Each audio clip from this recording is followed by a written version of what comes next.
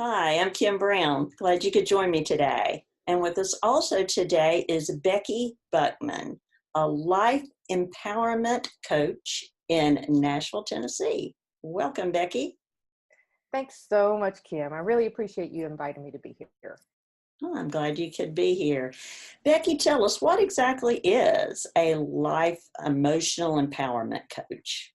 It, Technically, it's also a holistic approach as well. So it's taken the client's life, all areas of it, past, present, and future, emotional, spiritual, physical, all pieces of it, and breaking it down to look at what areas have sort of stuck programming, what has patterns in it that people want to break down. So the empowerment comes from finding those negative pieces and starting to dismantle them so that can be reprogrammed. So it's about finding all those areas, and the emotional piece typically is the piece that either we don't realize has a very has the key, holds the key to change in everything, because the emotions have a vibration to them. It has drivers to them, has strong imprints to them, kind of a stamp on how we filter our entire world and our perceptions. So the reason I added the emotional empowerment to it, not just life as in all these other pieces, I want to change my career, or I want to work on, family and relationships, but the whole entire piece is because the emotional piece is the thread that runs all through that.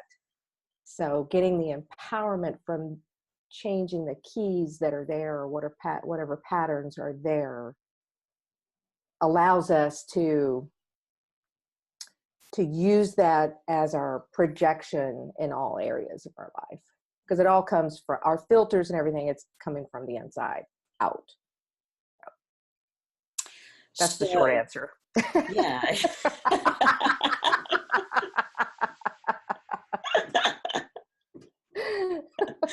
So most people want a short answer, don't they? They want you to get in there, fix it, Becky, fix me. Well, yeah. Can you help me with this? Well, how long has it been bothering you? Oh, all my life. Okay, but it'll take more than 2 sessions. Yeah, exactly. And it becomes a part of that identity, which a lot of us don't realize, that we all have these, especially by the time we're 30 years old, this piece or pieces of our identity, the ego, that it just wants to run automatically, because the brain just wants to keep learning. So it generalizes and makes patterns so that it can run faster and efficiently, and the neocortex can move on and learn, but it's still going to we have our own Wikipedia. What I tell people, you have your own Wikipedia that you created, and it's what you Google through, or your brain Googles through, even to predict how an event is going to turn out, or how our conversation is going to go. So if somebody can't ask for a raise, they're like, oh, I need a raise. I've been working for the same employer for 10 years, and he's never given me a raise. Well, he's not going to, at this point. What would make you think he's suddenly going to, just surprise after 10 years? But how to ask for that? What's blocking you, or move on to another employer? Mm-hmm. So you mentioned, I noticed on one of your posts that we are all homeschooled. Now, I homeschooled my children. So I would like for you to elaborate on that. How are we all homeschooled? I think it's fascinating. Well, it's kind of like that, creating our own Wikipedia. That is, as soon as we're born, we don't even have an analytical mind at all. We're totally subconscious, and we have to start making meaning out of what all our experiences are. The sound of our mother's voice, the the look on our fathers or whoever the adults are that are around us and raising us, that smell, that, and we start making meaning out of things. Well, if our mother is afraid of spiders and she sees this thing crawling, her reaction, we make meaning out of that. Those little bitty crawly things are dangerous. Beware. So that's homeschooling. That's learning, because we're always learning. The brain is always learning, and it's about meaning. So that Wikipedia, those are our definitions that we wrote in there. And I think the one thing we have the hardest learning is that we can edit our own Wikipedia. That we can go in and change it. We're the original writers and creators of it. And that's the empowerment piece too, because that goes back to us being like, okay, it's not about what they did to us. My mother screamed at a spider, and I just totally made that up. She didn't like mice so much, but taking that as an example that, okay, I'm going to give that meaning. That little creepy thing is dangerous. It's harmful in some way. Beware. That when we become adults, and let's say I get to be in my 20s and I'm in college, and and I'm controlled by there can't be spiders, I don't even have any other imprint of a bad spider attack or or a bite or anything like that, other than this imprint of my mother's reaction and the meaning I gave it, which who knows where she got it, unless there's I do a questionnaire. Well, Mom, what was the first time that you knew you were afraid of spiders? So that homeschooling is referring to making meaning and the learning that we do about our environment and our place in the environment. I came up kind of with that phrase while I was teaching at the men's prison, because they have so many, well, we all have, all of us, they're not any different. But the abilities, the capabilities we think we have because of the meanings and surroundings and the environment that we grew up in. We didn't consciously choose, well, I want a mother who is afraid of spiders, and stays at home and, plays bingo every Saturday night.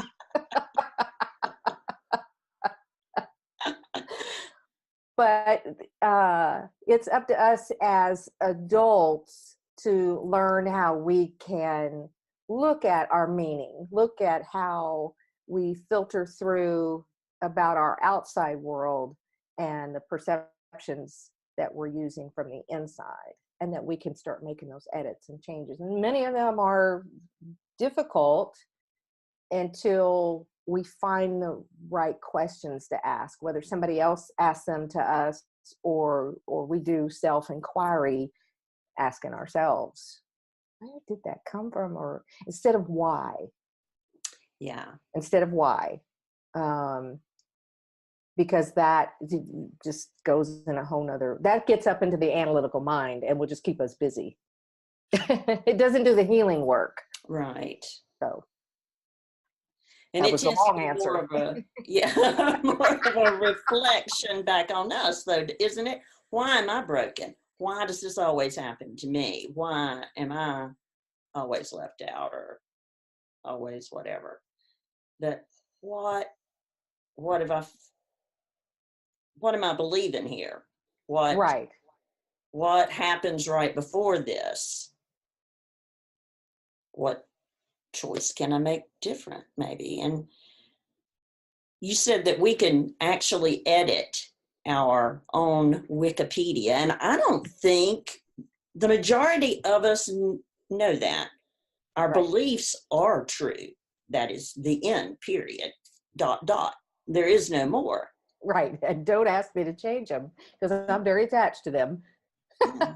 But we can change our beliefs Absolutely. because, I used to believe in Santa Claus, you know, hello, Tooth Fairy, right?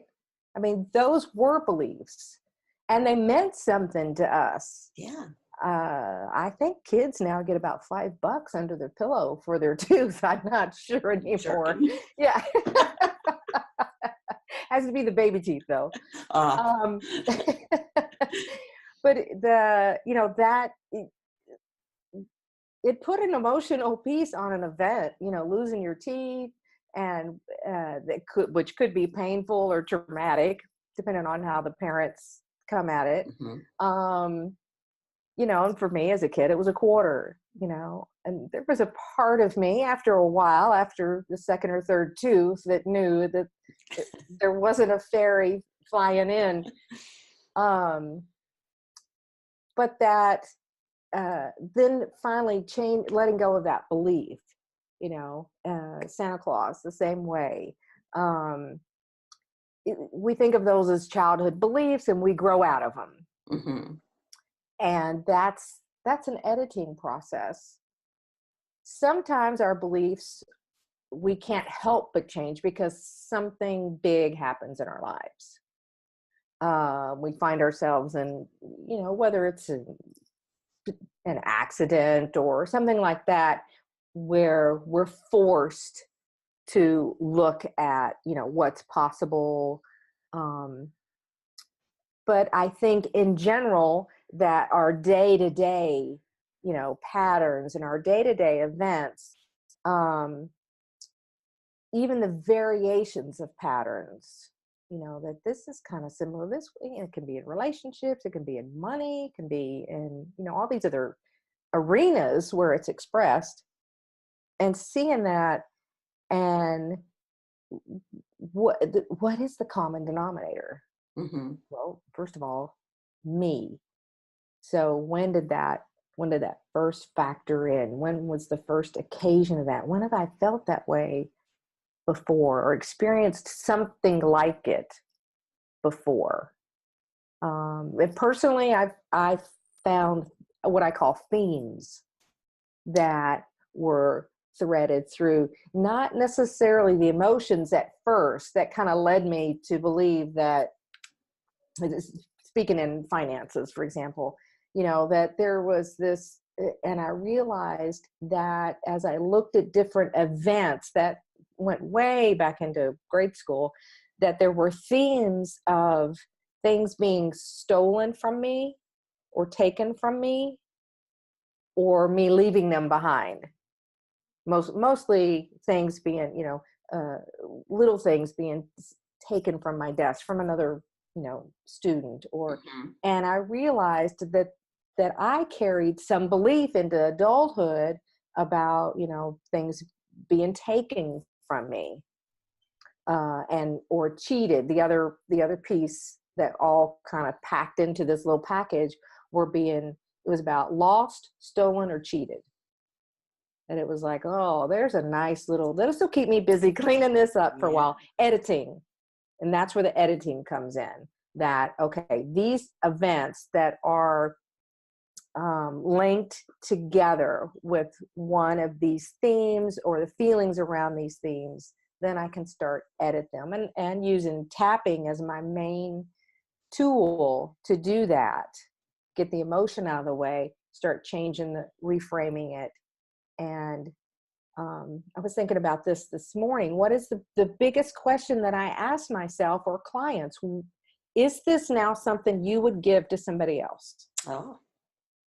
This, if you have a childhood of being, cheated on or taken from or losing things, because a lot of clients will say, well, I want to keep this story. Mm-hmm. I want to keep this story because it made me who I am today. I am a survivor. I've conquered. I've, like this warrior. Okay, you can keep your warrior, all this confidence that you've built But do you have to have these experiences over here to get this? Because if it's not something you would give to somebody else, this is my personal opinion. Mm-hmm. If those experiences are not something that you would give to somebody else, then there's a piece of either a martyrdom or victimhood or something that makes me a survivor.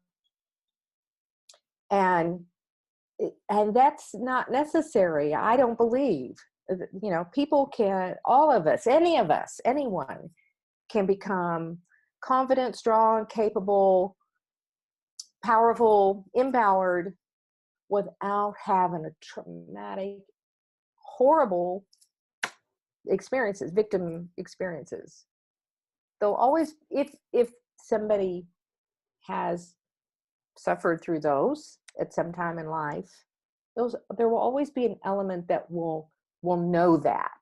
Mm-hmm. I tell clients, we're not going to jump into a time machine and actually go into the past or into another dimension. But the way it's written in your mind is, so if you're claiming that, well, I want to keep that story because it makes me who I am today. Well, keep all the parts that you are today and move into the future with those wonderful parts, but don't drag the story along with you of all that you had to go through. Mm-hmm.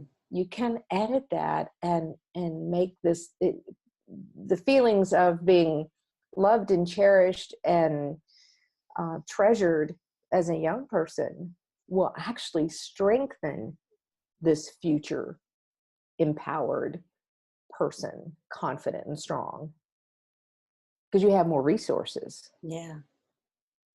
So. Well, now let's say there's a person who has not had an abusive or traumatic past, but maybe they just procrastinate, or maybe they don't feel that great all the time, but they feel guilty about that because they didn't have this traumatic, horrible past. Can tapping or any of these mind-changing concepts help them at all? Well, absolutely. I think it's all about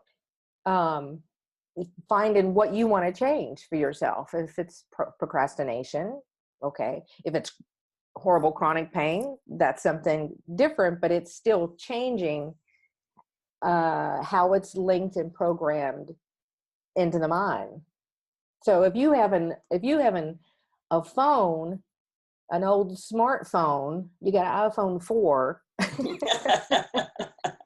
that works fine.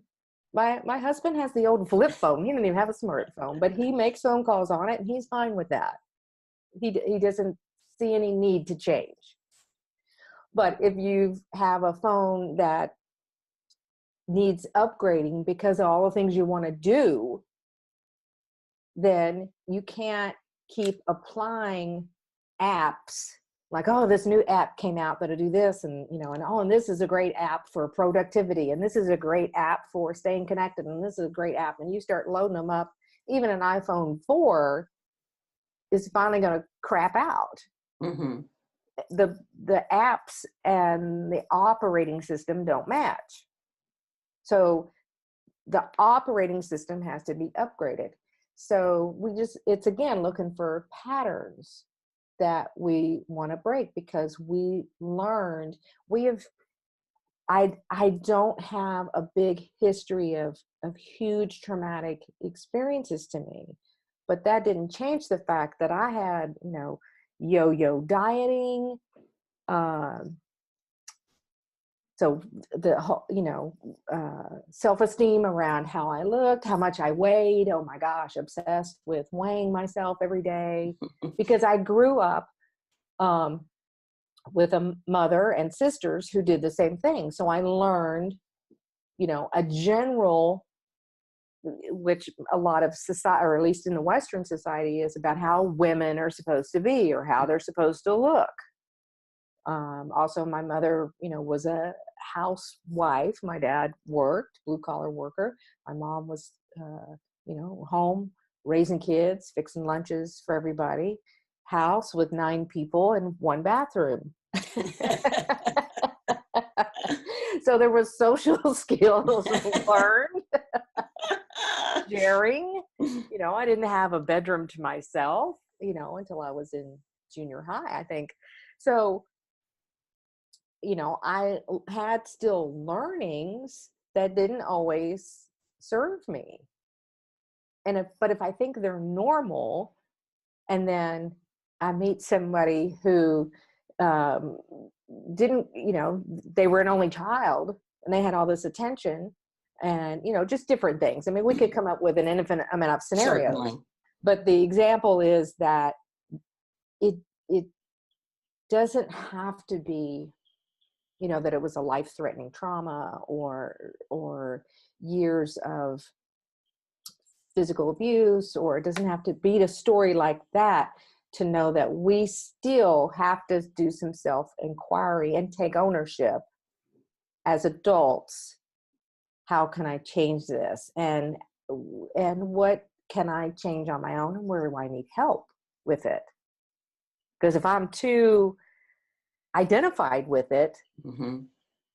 then it's like asking me to remove, a couple of my fingers. Right. Well, no, actually I need them and I'm pretty attached to them. But because that can be what it feels like. Mm-hmm. What? You want me to shed my skin? This is the same skin I've been wearing all my life. That other skin is going to be very uncomfortable and unfamiliar. Yes. But it's just looking at patterns, so even those who had, I've known clients who've said, oh, I had a charmed life. I don't have any reason to complain, but for some reason I feel really sad. Mm-hmm. Yeah. Okay, then, well, it was the death of her infant sister. That she was sick. She had nothing to do with it, but the reaction of her parents and the whole family dynamic, she was still carrying sadness, she's in her 60s. Mm. And had no conscious clue that it was connected. She's like, I have a wonderful husband, I got kids, but I've just have felt this sadness, this deep Mm-hmm. sadness. Yeah. Okay. So Becky, if someone wants to take control, they want to become empowered, what do you have that you can offer local people or people all over the world? What do you got going on? What do I have? A lot of questions, first of all. Well, I mean, the encouragement that anybody can do this. I believe it's finding the key. We all hold the keys. Yes. For our change. And taking those keys and becoming the driver. Because the keys are being held by the subconscious. So what do I have is that knowing that you are just as powerful as me. It doesn't matter what our stories are. It doesn't matter how we interpreted the experiences that we've had in the past. It doesn't matter where we want to go, that all things are possible. Mm. And if you have a dream, an idea about it, or an inkling, or a craving, or a desire, that those are not there by accident. That those are there because they're absolutely possible. And the only thing that gets in the way is some limiting belief about it. Or 15. But it's just finding those and making the commitment. I mean, successful people, some of them have horrible stories, but they become successful through the commitment, loving yourself exactly as you are in this moment, whereas truly where our power is. It's the only moment that actually exists, and that's where all of our power is, and that's where all possibilities are. So continue believing that. Have a support group. And I don't mean like that you meet on Saturday mornings, but I mean a support system that reminds you that, you know, you were born into this world with all possibilities, with the ability to do anything. And the limiting beliefs are things that we learned as well, and they can be unlearned. But we have to own them and then rewrite them, edit them, change them, and make sure that there's something we would give to somebody else. And even just that feeling, this is something that I would give to my granddaughter. This is something that I would give to my niece. This experience, this feeling. Okay, then give it to yourself. Yeah. So your YouTube channel is called Untangle the Knots. So are these the knots you're helping people untangle?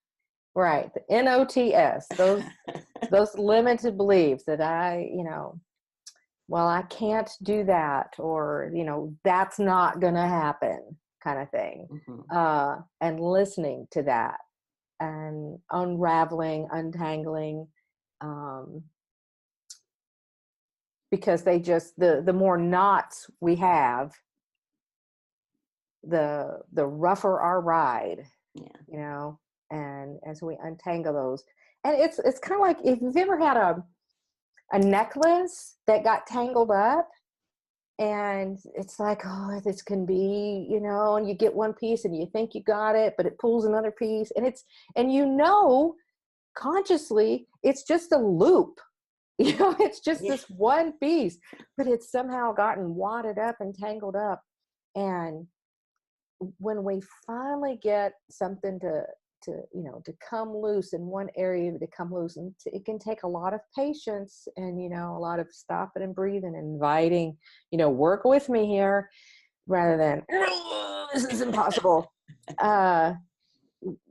When that knot starts getting smaller, then you can see how this piece was wrapped through this loop, and how and then those last pieces come, and it's just like, and this thing that was wadded up to be this big is this smooth, laid out. Okay. Yeah.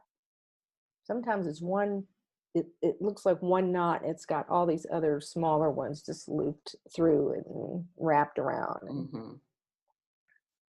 You see, all my descriptions are like this. Well, that is life, isn't it? It's all wound in there together. And it can be a beautiful, ball of yarn. But it still has to serve us. It still has to support us, because the universe supports us. Whether you call that God, or whether you call it Jesus, or whether you call it Buddha, or whatever, it's still something bigger that supports us. That's why I said, if there's a dream or a desire or an idea, it's not there by accident. Well, Becky, thank you so much for sharing with us today. I'm going to have all Becky's information at the end of this interview. She's got courses. Can you spare some change? Is that right? Yeah, I just finished that course. That's a local course. Someday it'll be online, but right now it's a local class. Yeah. She has an e-note that you send out every week, right? Every Sunday. It's very short. That's why it's an e-note. A couple paragraphs, a picture. Move on with your day. The YouTube channel, the Untangle the Knots. You have a website. My website, yeah, beckybuckman.com. And I even have a deck of cards. Oh, that's right. So if you're stuck in your knot, you're stuck in your knot and you can't seem to pull yourself out, then the deck of cards, I call a deck of defracts, which means defractionate that whole pattern that's going, and it to help bring you out of it. It's either got a question on it or something to do, something silly, usually that'll quack like a duck. Yeah, even better than that. fart like a robot, something like that. Something to make you really think, huh? How would that be? Yeah, you're thinking about that, aren't you?